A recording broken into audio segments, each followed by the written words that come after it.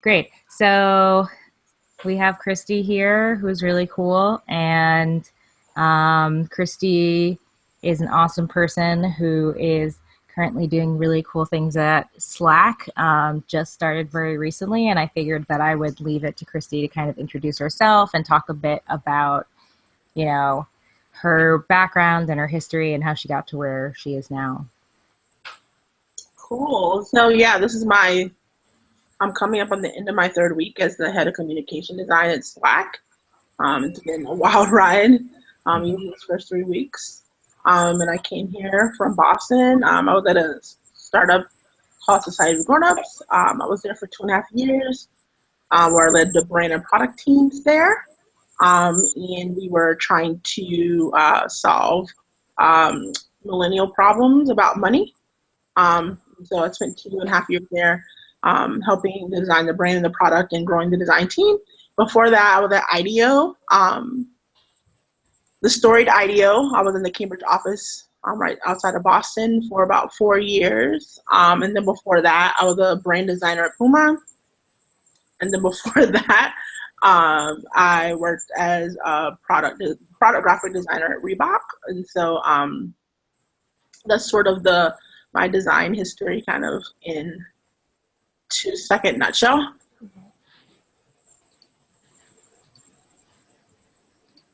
Awesome.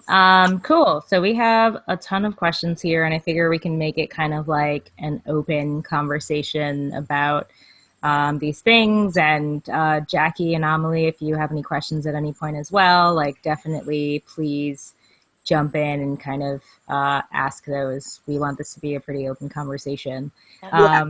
Can people watching ask questions or no? Yeah, we have like a comment section, so if people also want to throw in some questions, that's also super awesome.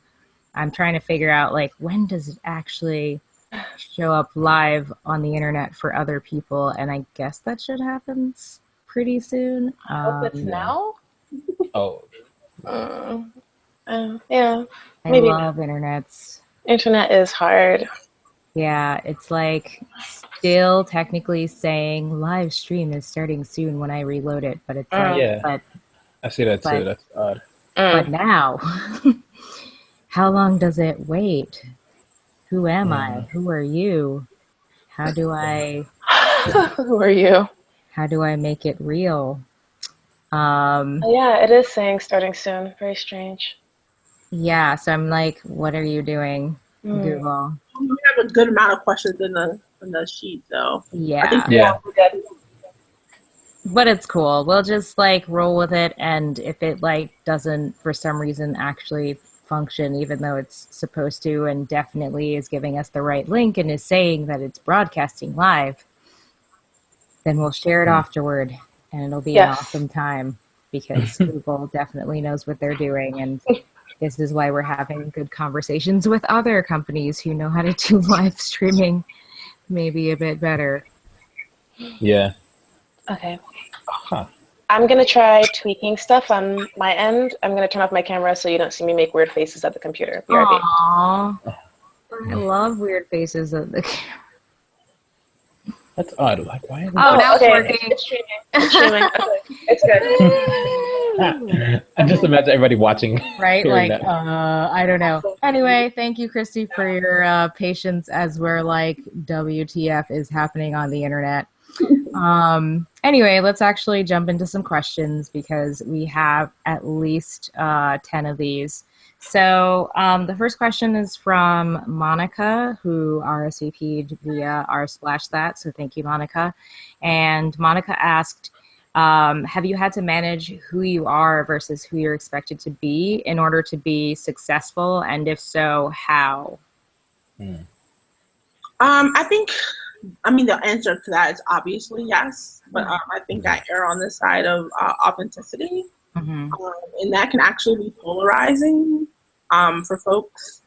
I'm not, like I have my own line of where, like what I'm not willing to compromise. I mean, obviously, you always have to navigate political situations at work, right? And this expectation that everyone gets to bring themselves to work is a little optimistic. So in that sense, you know, you kind of have a work persona and kind of have a personal persona. I actually like that. I like to actually keep boundaries around my personal like life at work. So I don't like talk about my business at work a lot. But I do bring myself and my opinions and weigh in. But I err on the side of authenticity, and I think that's worked in my favor. The thing is, you'll polarize some people, but the people who are in your corner are going to be like really in your corner versus people who are kind of fake or disingenuous. I think people can really pick up on that. I think people underestimate the amount. I think people underestimate how easy it is to see fakeness and disingenuousness. So if you are authentic, people who value that will be in your corner. So I think it's a good filter for folks that you don't want associations with, and it's a good magnet for people who are like going to be really down with you. And so that's kind of how it's played out for me. I've like have really genuine folks, some really solid folks who are in my corner. And I have a good number of them. I probably could have more if I was fake. I also don't know how good those kind of ties would be, but the ties I have are super solid. I think because we just have a level of authenticity. So that's kind of my take on that. No, that makes a lot of sense. So it's kind of like, yes, you want to kind of have your boundaries and obviously you want people to like respect those, but at the same time, it's like you want to still convey like who you are as a person and hope that like people will respect that and like appreciate you for being, you know, yourself. So just to piggyback off of, you know, you mentioned boundaries. What are some examples of those boundaries? Like how would you know how much to give to your coworkers in terms of who you are and how you interact with them? Yeah, like I totally believe in like having friendly and cordial relations with my coworkers. You have to manage up like with your boss and manage down to people that report to you. Then you also have to manage laterally, and those are your peers. And your peers actually are almost more important than your boss in a lot of ways, because when you go into a workplace, you need to create allies. You need to understand how information moves, how culture moves. It's often your peers that will be the folks that kind of help you navigate through those things. Your boss has boundaries with you, and then if you have direct reports, you have boundaries with them. But your peers is a much more fluid relationship, and so you definitely want to have, I think, friendly relationships with them. So I'll talk about like what I did on the weekend on a lightweight stuff, like my interests. Like I love interior design. There's lots of facets about design that I can talk to folks with. Cultural things at work are really great. But I don't talk a lot about my personal business. Like I won't talk about my finances or my romantic relationships or my family. Like I don't divulge like deep personal things that sometimes people divulge at work. I don't talk a lot about politics at work. Although we have been making Trump jokes, but those are kind of my boundaries. And like in my last job, I didn't even allow people that I work with to follow me on Twitter. It's actually kind of hard at Slack because we have like 650 employees, and I was friends with a lot of people here before I came to work here, so I can't have that boundary anymore. But before my old job, I didn't even let people follow me on Twitter or other social media. So that was a boundary as well. So I like boundaries. I think we go to work and we spend like 50 hours there, 55 hours there. That's a good amount of time with folks. Yeah. I feel like they don't need, like I need to have things for myself. Yeah. And so like they don't need all of the rest of that, right? Yes. But yeah, just enough where you can build genuine relationships with folks to make sure like you're getting what you need at work. But I'm a very boundary centered person. I probably have more boundaries than people. I just don't like people in my business. Yes, obviously. That's the way it's supposed to be. Mind your business, Kate. Just mind your business. Yeah. So is it like sorry, I'm gonna jump in here. So is it like more like a security thing? Because I guess when it comes to like workplace like security and integrity, like having like these like, I was making an Attack on Titan reference. Oh my god. Sorry. Having like these walls like set up around one another, like yes, like closest peer. The person next to you might know like let's say the morning, like I don't know, you snap the shoelace because you were trying to put it on and you just like ran at the house, like, ah. But like you won't tell your manager or something. Like it's like different levels of what information is actually relevant to a person. Is that kind of a way to kind of see it, or? Yeah, I think so. I mean, I think everyone has to kind of draw their line, and this is just how I choose to operate too. Like some people are more extroverted and they are like open books, and if they want to operate that way,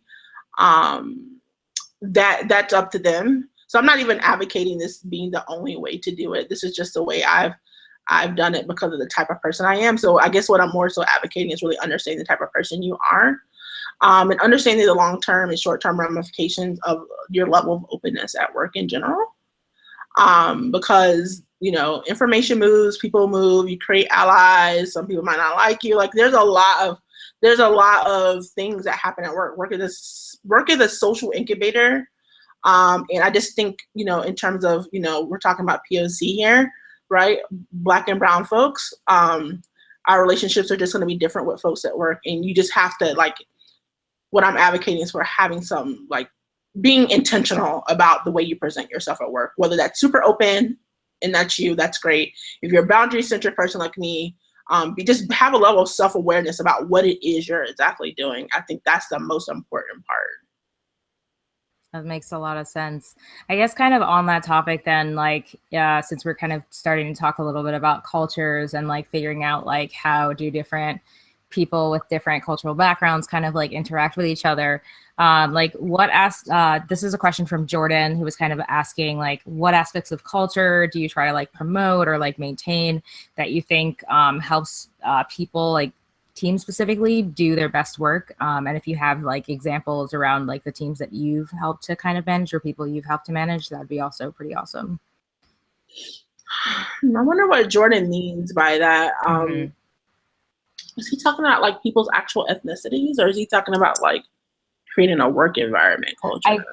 I think it's more of like a work environment kind of thing, like trying to figure out like what creates like an encouraging work culture that makes people, you know, be able to focus on their work the most, I guess. I mean, I've managed teams, and I'm a very like hands-off person, so I'm not a micromanager. I like to work with mature designers and give them lots of autonomy to do their work, and let people do, trust that people are going to get their work done. And it's interesting because when I first started managing people, I totally was like, what are you doing? Like, why are you not here on time?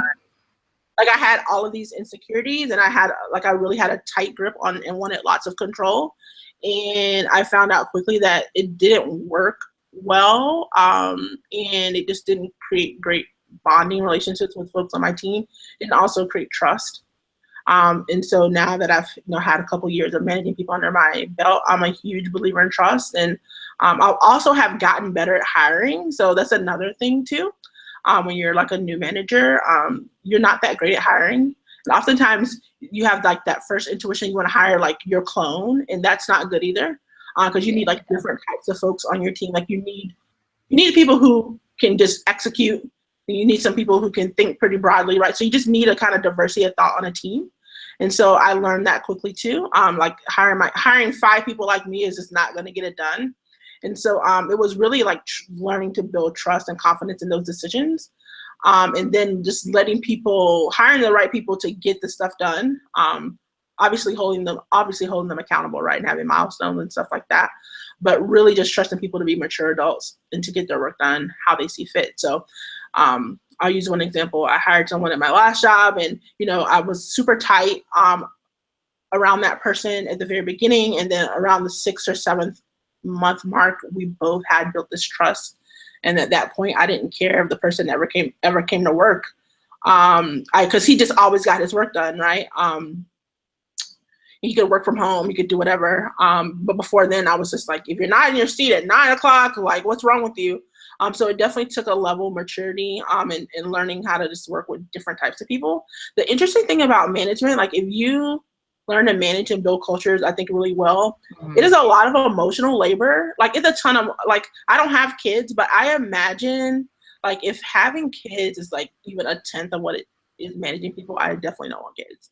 Because Managing people is so much emotional labor. You're constantly worried, did I do the right thing for that person? Did I hurt that person's feeling? Did I deliver that feedback the right way? Did they take it the right way? Did they really hear me? Am I giving that person an opportunity to work on what they really want to work on? Are they growing in this role? Do they want to quit? Do they really hate me? Like, there's all this stuff around it, and you're responsible for helping that person blossom under you, and helping them do their best work and do their best career. So it's a lot of emotional work. So being really in tune, and I think having high level of self-awareness about and intentionality about how you grow your team is super crucial to like developing a culture where people can like thrive. Different types of people can thrive. So I'm building a team here at Slack. I have there was one person here when I came, but now I'm like hiring folks now.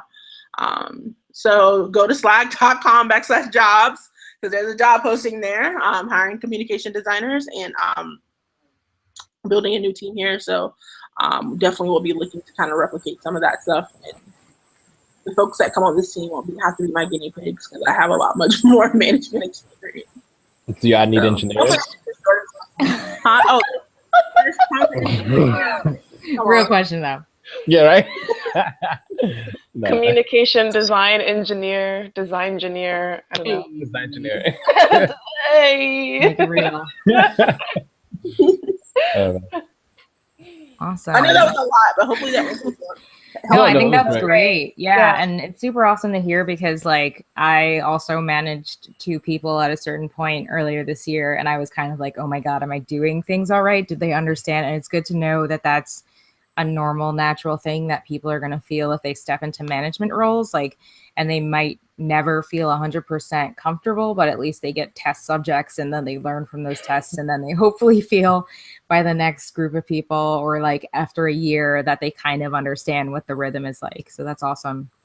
Yeah, and just like, be super transparent. Like, look, hey, you're my guinea pig. I'm sorry, I'm gonna make mistakes. Be open to accepting feedback. Like, did I do this well? Did I not do this well? And roll with it. So it sounds like what you're saying that is, as a manager, it's definitely a two-way street. It's never, that you're the person who's just like telling this person what to do. Like, you give feedback, but then you also receive feedback from the people who report to you as well. Oh, absolutely. I think it's absolutely crucial as a manager to have your direct reports give you feedback. Mm-hmm. At least at the bare minimum twice a year, like at the bare minimum. But I'm all for the idea that if you have one-on-ones, like I try to do weekly one-on-ones with everyone on my team. That's what's always my cadence. I'm always a fan of like taking feedback in those one-on-ones. I try to make my one-on-ones about about that person. Like, I don't want to like monopolize their time. But definitely you want to check in and make sure that people that report to you feel like they can give you feedback. Mm-hmm. I don't know how else you can get better.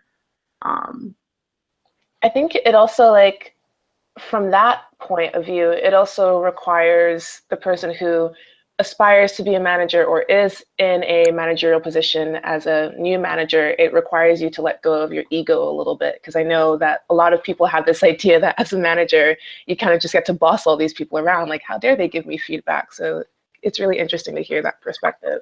Oh, absolutely. You have to, yeah. I mean, obviously there are tons of bad managers, and maybe there's someone that thinks I'm a bad manager. I don't know. But yeah, I think you definitely have to let go of your ego. Being a manager is not about bossing people around. At least not from my perspective, because most of the time when I have a team, like, the people, they're getting their work directly from other people within the organization. So like, you're hiring people essentially to send them out as stewards of design within the rest of the organization. So the work isn't flowing through me, right? So it's like, I might not even know what they're doing.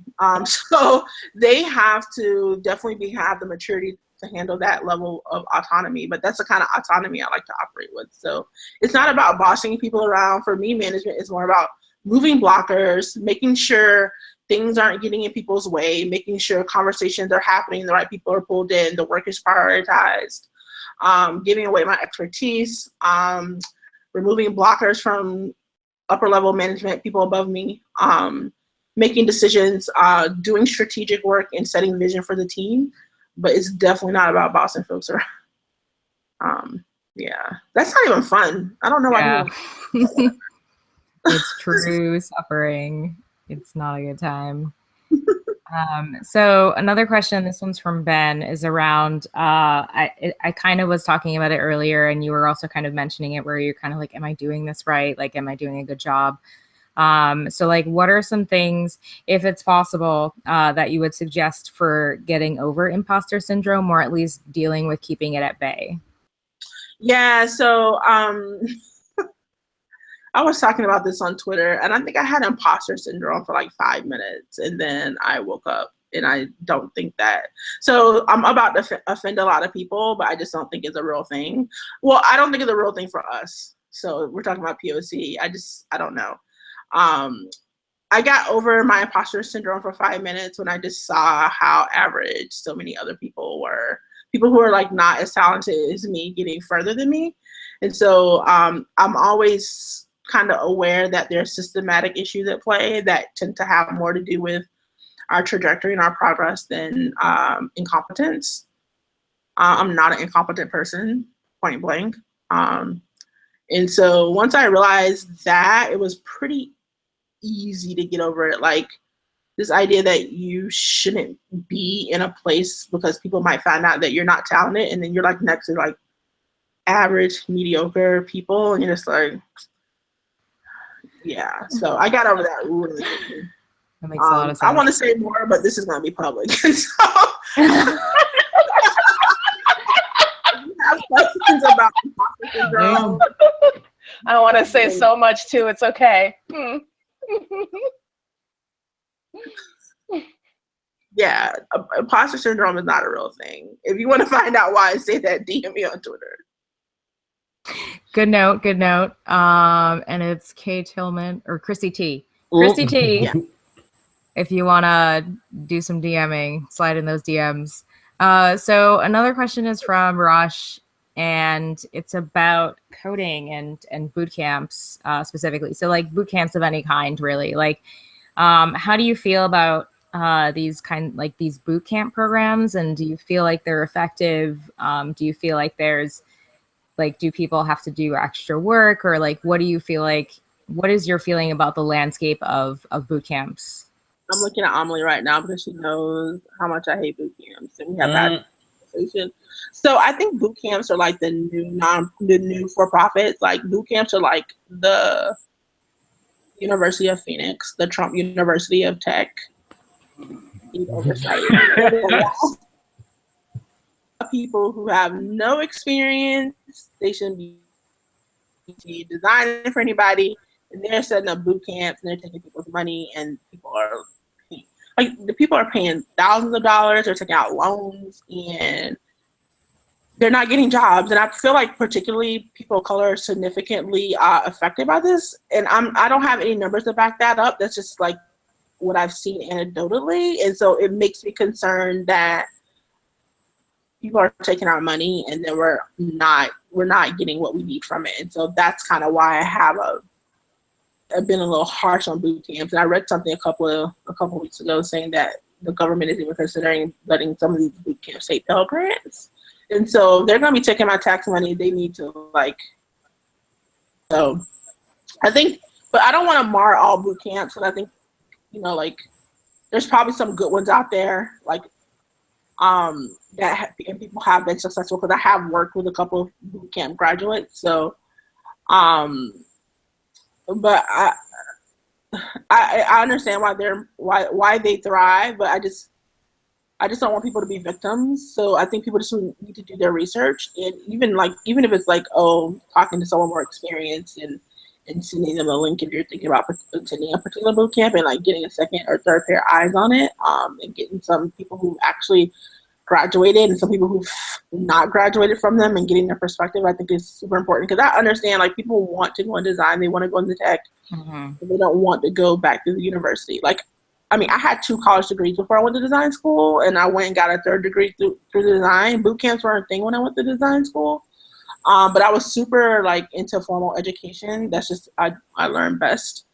And I realized that's a privileged position. So I'm not saying everyone should just go back to design school or engineering school. Everyone can't do that, and they're trying to do the best they can. But I just think people really need to do their research. So there's just a lot of predatory boot camps out there. Mm-hmm. So I'm not too keen on them. I just think they need some oversight, some real numbers to back up some of their claims. I was gonna ask on that, like oversight. So it's like, should we? I don't know if it's our obligation, but like, should like leaders in the industry like say like these are the things we can expect from like a principal designer? I don't know if y'all use principal or senior staff terms. Yeah, every company has different things. I think engineering is probably more standardized than design.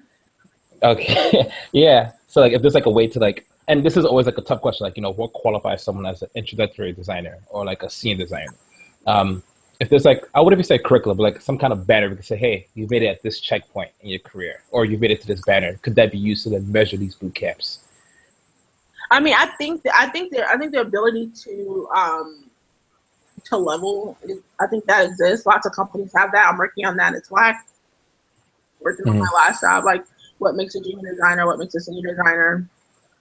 So I think that could help. But yeah, I mean, I think the boot camp thing is just so complicated. But when I say oversight, what I mean is definitely like someone who can go in and actually make sure they're reporting the right numbers and giving accurate numbers about their graduates. And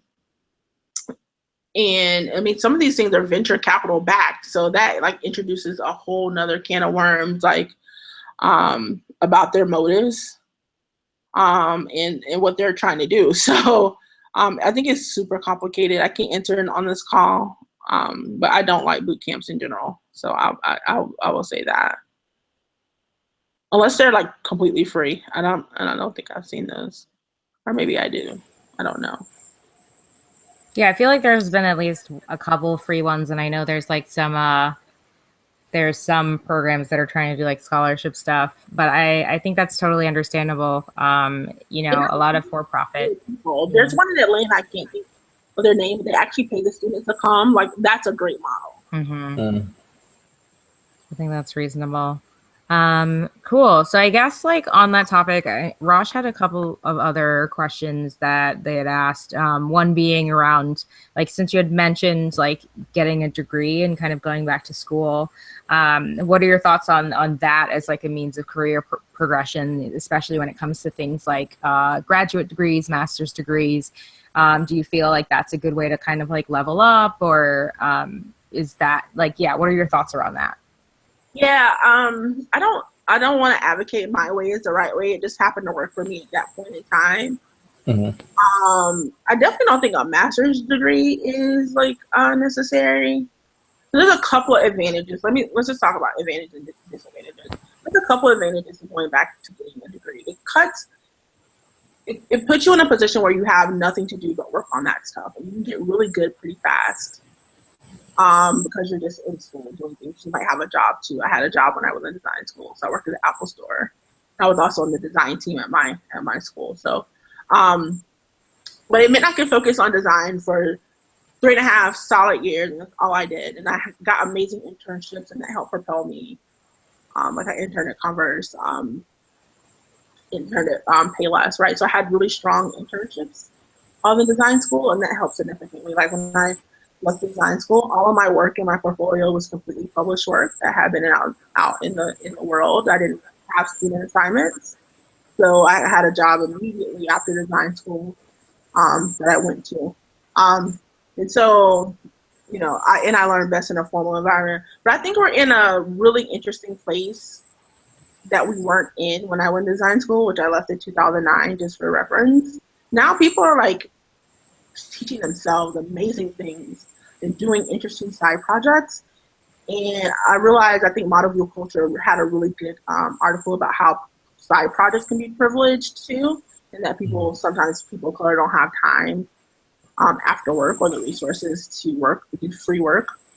So yeah. I understand that side projects can also be a privileged position too. So that's my disclaimer.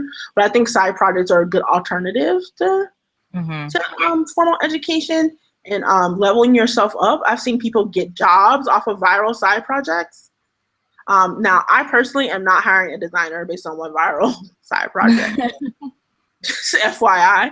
But if you're working on your portfolio, it's a good way to have a piece to show that you're capable. And that can lead to freelance work and other opportunities where you can start to build a portfolio while you're getting paid for it. So I do think that teaching yourself is a completely valid route, completely respectable route to go through as well. I'm 1,000% with that. I don't think designers need master's degrees unless they want to be in the academy or there's something specific that they want to spend their time kind of thinking on theoretically. I have never seen in my career where having an MFA as a designer has netted anyone an extra position, extra title, extra money. I've never seen that ever. I've never even heard of it.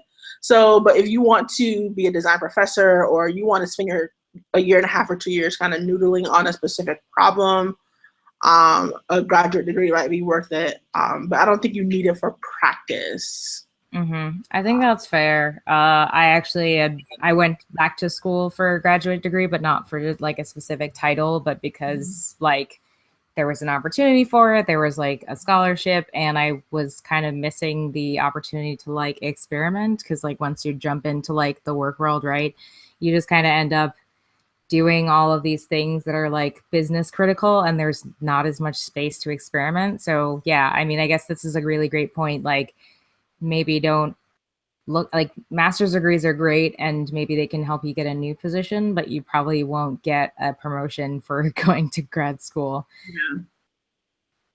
Yeah. And maybe if you've done something tangentially, like for example, if you have a background, if you're went to school for industrial design and now you want to do UI design. I think there are probably some good programs at like SVA or something where you can go and spend a year and a half and work on front end coding in UI design that could help level you up. But I think that's such a niche case. You know what I mean? It would have to be like a very specific goal as to why you're going back. So like for me, I'm finishing up my bachelor's because I want to get a master's in design anthropology, but that's because I see myself like writing papers and giving talks like in the academic world about design anthropology. So yeah, it's not like even where I'm at now at my current job, I've even told my manager like, yeah, design anthropology. And he was like, oh, fascinating. I'm not quite sure where that really fits into the everyday. I'm into design anthropology. Like, I literally like, I think maybe like 8 or 9 months ago, I literally considered quitting my job and like applying to MIT and getting a PhD. It was just a wild thought, and I did noodle on it, but like, I like making money. Yes. I was like, eh. But it was a wild thought because I'm totally into that. I think there's a universe of Black contributions to design that no one has even like knocked a speck of dust off. Like I have like 4 book titles in my head that I could probably write. So y'all pray I get rich off this tech thing so that I can write books. I'm totally into design anthropology. I think there's so much stuff Black people have made that we need to talk about. Yes, I agree. Word. Let's see. So this one on the topic of like, you know, I kind of mentioned like you finding a new job after going to school. So let's kind of talk about when you're not say like that you're not employed, but like let's say you work on a side project and it becomes your full-time thing for a bit, and then you're kind of like, okay, well, I've done this for a while and I want to get a different position. Maurice had this kind of situation where they've been self-employed, not unemployed. Geez, they've been self-employed since 2008, and they're currently trying to figure out like, you know, what's next for me in terms of a full-time job. But companies and recruiters are like looking at these side projects and this self-employment experience as a gap, not like time that they were building their network and their set of skills. How would you recommend presenting this work and experience in a way that'll be taken seriously by companies? That's so interesting because I've never heard of that before. I think for that question, Maurice DM me on Twitter. I would love to see how that person's telling their story. and seeing how they're packaging their work, and seeing like the caliber and level of work. It's really going to be about how you tell that story about like, and it isn't my impression that in design you get penalized for freelancing. Sometimes, because I think people like personal experience and like knowing friends who do freelance, I think people get nervous that you're going to like disappear again. You're going to take like 3 months there and then you're going to be like, well, I don't like this anymore and I'm just going to go back for freelancing. Or like maybe they just freelanced because they didn't get along with like teams or whatever. I think people might be concerned about like how the freelancer will fit into the scheme of the actual workplace. I don't know. That's fair. And actually, now that you're saying that, I can think of a few people I know who've done that. So yeah. Not naming names today. I am not. This is public. So yeah, I mean, I don't really have a great answer to that. I could answer that question specifically if I know that person in their work, and how to package their work. I mean, I think you laid out some really good concerns though. Like if you're talking to recruiters and they have concerns about that, like you can be upfront about that. Like, look, I've been out self-employed. I wanted to try these things. I kind of am wanting to come back in the workplace. Here are the reasons why. If you've had experience with working with teams, because just because you're a freelancer doesn't mean you work alone all the time. I'm working with like 7 freelancers right now at Slack, and they're like really working on stuff within a team and getting feedback from a group of folks. So if you can highlight some of those things, find out what makes your recruiter scared, and see if you can highlight some of those things that you might still have that they think you have deficits in, but you could have had that experience. I would probably bring that to light. So like, if you freelance with a company, like, look, I worked with a team of folks at that company. And then talk about the reasons why you want to re-enter the workplace. I don't know. I think it's really about packaging and telling your story, and know you specifically, I can help you a little bit more. That's great. Yeah, I can definitely connect you to Maurice afterward to have like more specific conversations as well. Because I think that's definitely a really important conversation. And I think there are definitely a lot of people who kind of suffer from having that situation happen in various ways. But yeah, speaking of like talking about your work history, Ben asked a question about like, so like, I think this person specifically is coming from food service and they're trying to get into tech, per him specifically, but like in a general sense, like what kind of advice can you give for people who are switching from something that is completely outside of tech, in this case, food service, and switching into tech in any role? And how do you suggest they talk about their work history? That's a hard one. I mean, I feel like you guys chime in too. Help me out.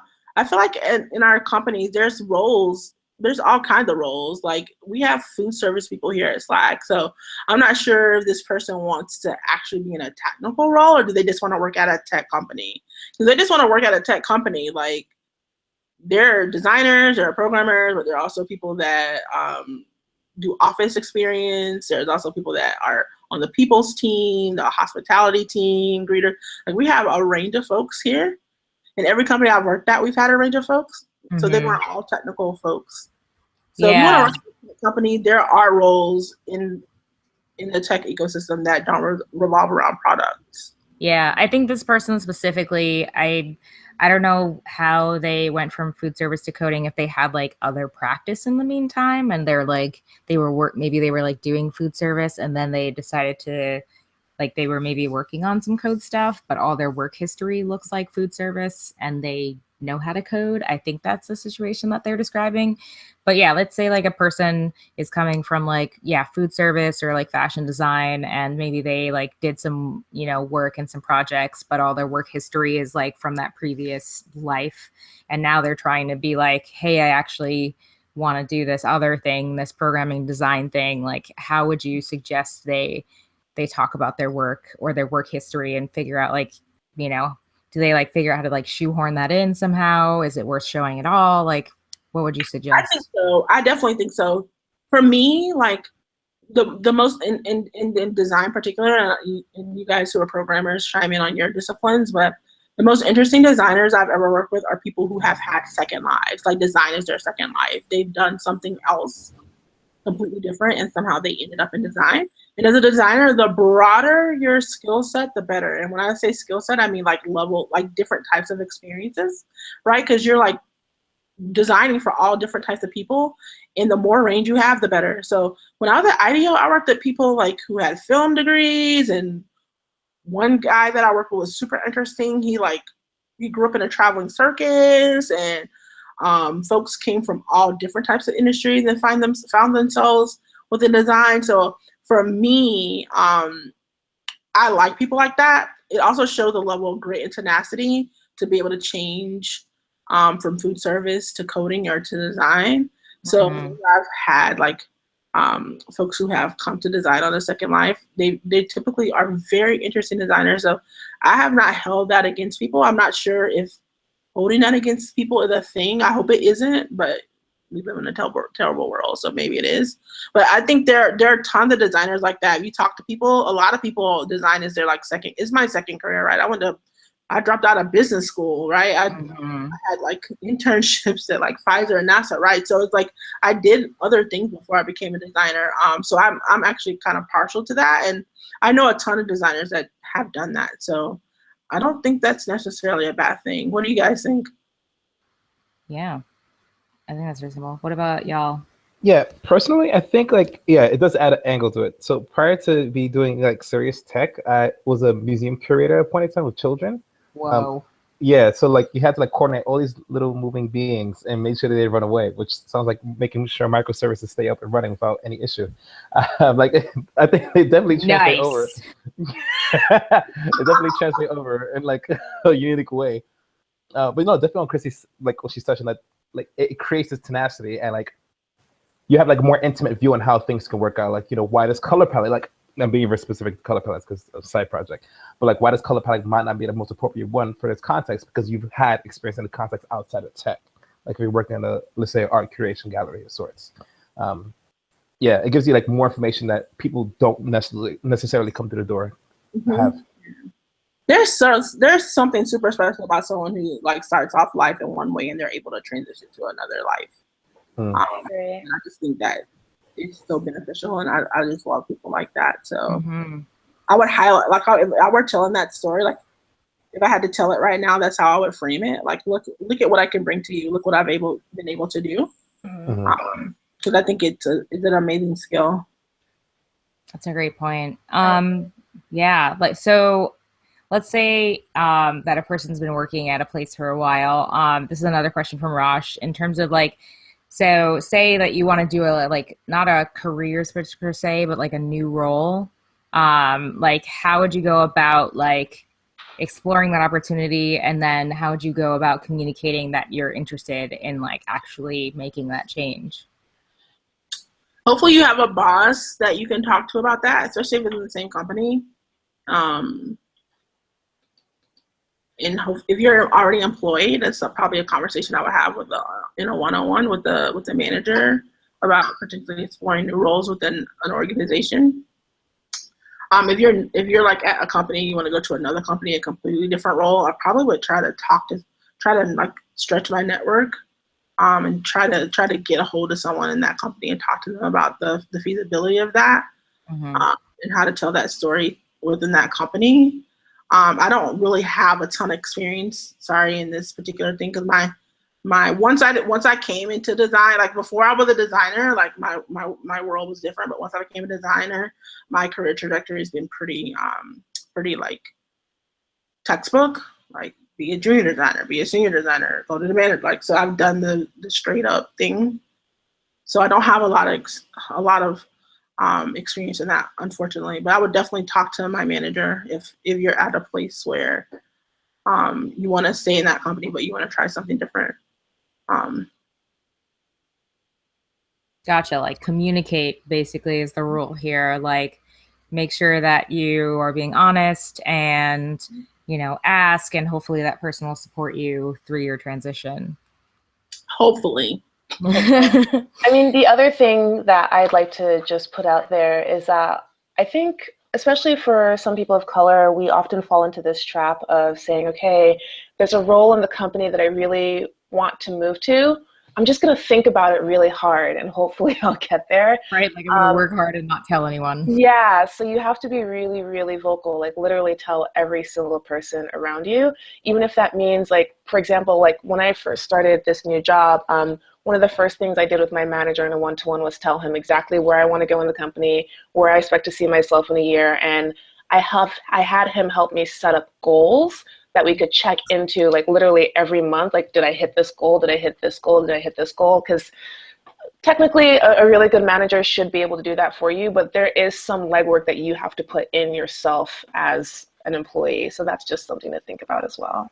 That's a great point. And I'm going to wager to say most managers are not going to do it. So there's a thing called Zorro Circles. If you Google that, and basically Zorro Circles is this activity that's basically like a target with Zorro Circles. And so you set your big outer ring goal, and then you set all your mini ring goals to get there. And it's a good activity to go through and to think about concretely how you can go from one step to the next, and also creates an artifact that's really good to have a conversation around with people who make career decisions for you.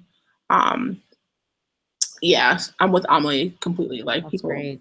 Most managers aren't gonna talk to you about that stuff, but you're proactive about it. I think it's super important. Yeah, and I think her other point too about talking to folks within the organization. Yeah, I mean, like, obviously you have to be sensitive to the culture of whatever organization you're in, but if you can talk to the hiring manager of that particular job posting and get their read on it, talk to folks who are in that organization. Like, I think the overall theme, and maybe we'll get to it in another question, is about just the power of networks. And I know that sounds so cliche, but it really is.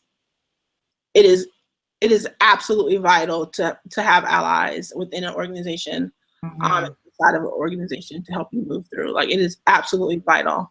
So this is actually a great point because Samantha, another person, asked about like how can, especially like minority women, but any marginalized people in general, like how can they cultivate mentors in their fears, if they work in predominantly white male-driven sectors, especially like tech? Yeah, and I read that question when you sent it over to me, and I could ask that question a lot, and you know what, I still do not know the answer. I have been very fortunate to have people, mostly white men, look out for me in interesting ways, and it has helped my career a lot. I'll just be completely transparent about that. And I don't know how I'm doing that. And I've been trying to think about it because it's something that I think people ask me that a lot. Like, how do you get mentors? How do you like get connected to people? And I want to be able to give an answer that is reproducible, like things that people can actually do. And I've been trying to figure out, like, what have I been doing? Because I have not been doing it on purpose. I mean, I guess I'm loud on Twitter. Woo! Some people, like, I mean, maybe it goes back to the answer we talked about before. Like, I think I have a polarizing personality, and I think that attracts like some folks, and it definitely repels some folks. But the folks that it attracts people that really, really, really want to help me. And I think I've been able just to use that to my advantage. And the other thing I'll say though about mentorship that we don't talk enough about is, what do mentees give? So here's the thing, like, oh yes, there has never been a time where being a talented Black person, specifically a Black woman, like, that is such an asset right now.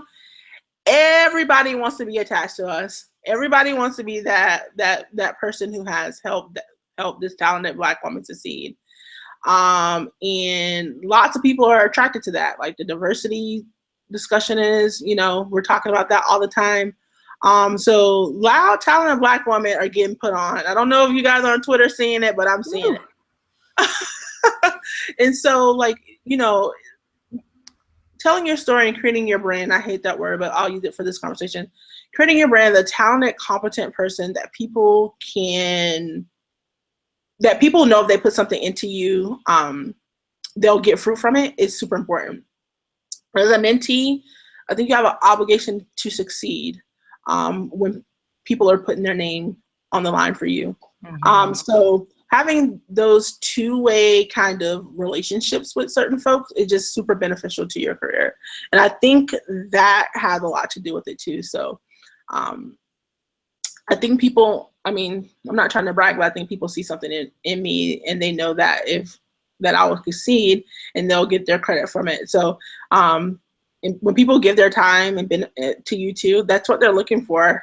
Nothing is completely yeah, everyone so wants something, right? Yeah, Like, exactly. Everyone wants something, and everything is transactional. If there's one thing you take from the talk, everything is transactional. So even when people are giving their time to you, they want to benefit from it in some regard. So being someone that people think that if they just put you over a nudge, is super helpful. Also know what to ask for. Like, there's specific people that I have kind of in my internal circle that I can go to for specific things and make specific requests from them. And kind of give them an easy way to help me. And people want to help. That's another thing. I think that might be one of those 40 power law rules or something like that, but people do want to help you. And letting people get easy wins by helping you is another way you can really kind of jumpstart things with your mentor network. So asking people for specific things that play to their strengths is a super easy way too. I see you nodding your head, but yeah. So I mean, packaging yourself as someone who is worth investing into is super important. Melanie Hobbs talked about this too in her Vanity Fair issue. She was like, the reason I'm here is because there are certain people that just wanted to see me succeed, and I think that is totally true. Also, people make choices about your career when you're not in the room. So like having those people in your corner and having them be able to say things about you and knowing that they're going to get out of something is also super helpful. So don't go into mentorship relationships being this needy person that always takes. Remember that you have to give something, and you need to pay dividends to folks. Word, that makes a lot of sense. So I guess talking about, like, you kind of mentioned like people making decisions about your career behind closed doors, and like you trying to get them on like your side. What advice would you have for marginalized people in tech? This person specifically, Melanie, was asking from the perspective of a Black woman designer. What advice do you have for people who experience unconscious bias? Because that's a thing that definitely contributes to people getting hired, or not hired, well, yeah, hired, promoted, demoted, and not moving ahead. And specifically, what can these people do in their workplace to also separate the work from the person presenting the work? Yeah, I saw that question. That question is so big and complex. Like, I don't even know how to tackle it. Here's the thing, like, unbiased bias exists. Unconscious bias exists. Like, I honestly don't spend a lot of time thinking about that stuff. I know people will think things of me because of my appearance, because of my race, whatever. I just really don't have time to think about that. When I come to work, I'm about my work, and I'm about making my best work, and about contributing. And maybe that's a confidence thing. Maybe it's like, you need to have a couple of wins before you can get there. So I won't like make this seem like this is an easy thing that anyone can just do. I'm not trying to give that impression, but I just really just can't worry about that shit. Like, that is just such a systemic thing. People are racist, people are sexist, people are they're like all these things, right? Like, at the end of the day, I need my paycheck. And yeah, and I'm trying, I have my own professional goals that I want to get to. And there is just no payoff to spending time in that muck. There's just nothing you can do to change those people's minds. So I just really focus on the people that are in my corner, and building allyships with the willing. Right, and just taking it from there. There's just really nothing you can do. Like, once you get into the leadership position, you can start to do things like you can start to affect hiring. Like, right, I hire folks, so now I can look at the pipeline and make certain choices, right? You can start to do things like that. You can start to shape team cultures and stuff like that. So you can do things once you get to a level where you have some influence. But in terms of like people like thinking things about you because you're Black, all you can do is just work hard. And I know that sucks, for the sort of victim blaming, right? It's like, why do we have to work twice as hard? it just is what it is. And I used to spend a lot of time thinking about that, but it just didn't do anything for me other than make me feel bad. So I've just decided to give up thinking about it.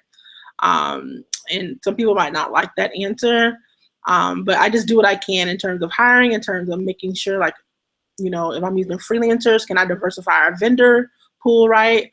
Can we bring in the right people, right speakers? Can I talk to people on my team and shape culture that way? Yes. So I do what I can, but like, I just don't spend a lot of time thinking about that stuff, because, you know, that stuff psychs you out and it starts to make you make bad decisions. It threatens your competence. Like, it starts to hurt you in a way.